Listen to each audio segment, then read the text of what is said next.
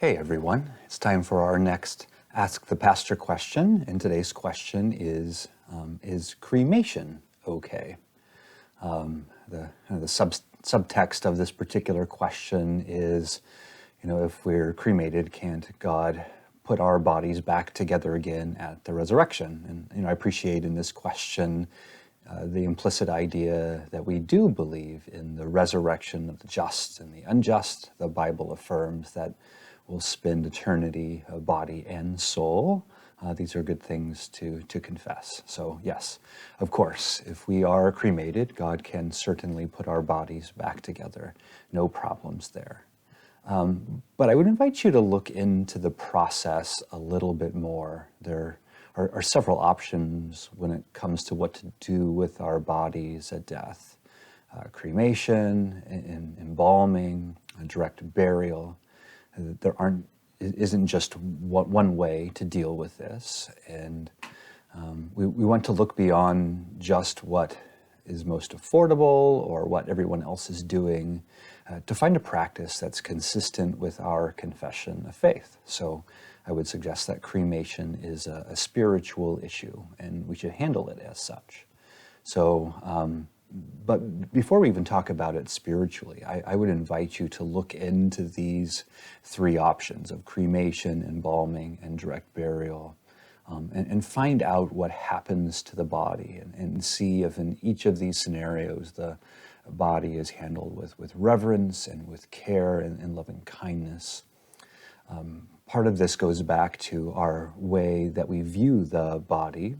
I fear sometimes that our culture has been very much shaped by Gnosticism, and Gnosticism, among other things, suggests that what we do with the body doesn't necessarily matter.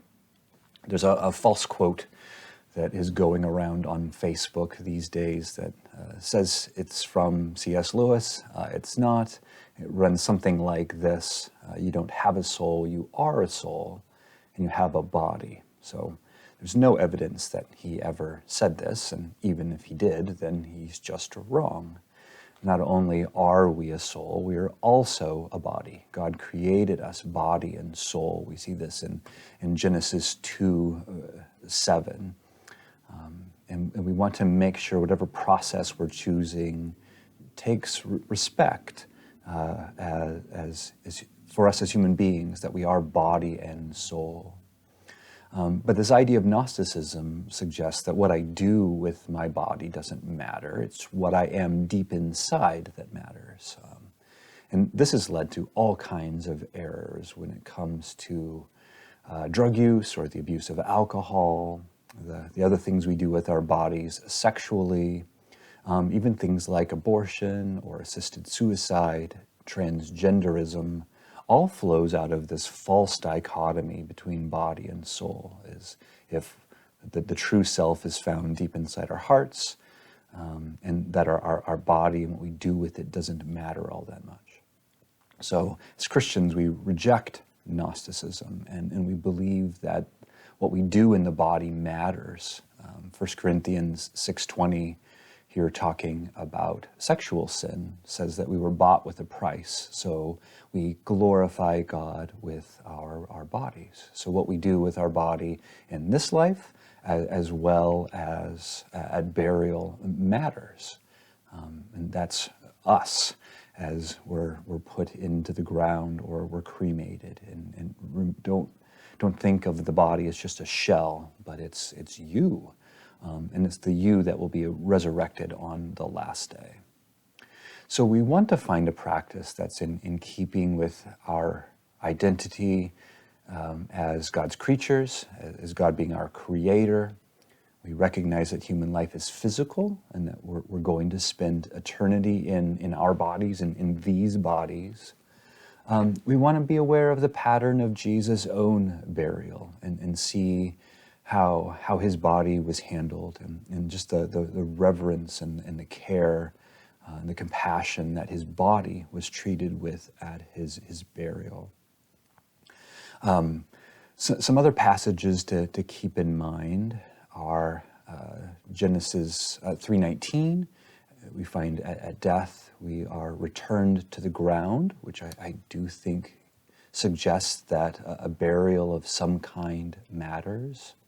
You do see one example of something like cremation with the body of Saul in 1 Samuel 31.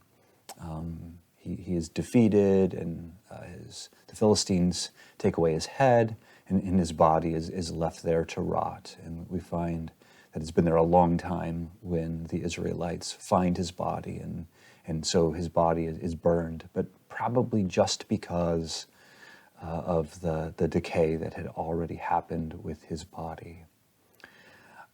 We want to keep in mind 1 Corinthians 15 and the whole chapter on the resurrection and how that informs our decision. So my thought is, instead of just arguing for, well, what's okay or what's permissible, or the Bible doesn't condemn cremation or embalming, that you give some thought to what is happening here and see this as a spiritual decision. And certainly I want you to be aware of what happens in each of these processes to the body physically, but also to make a choice that is consistent with your confession of faith. So I'll put some scriptures for you to take a look at the end of the video.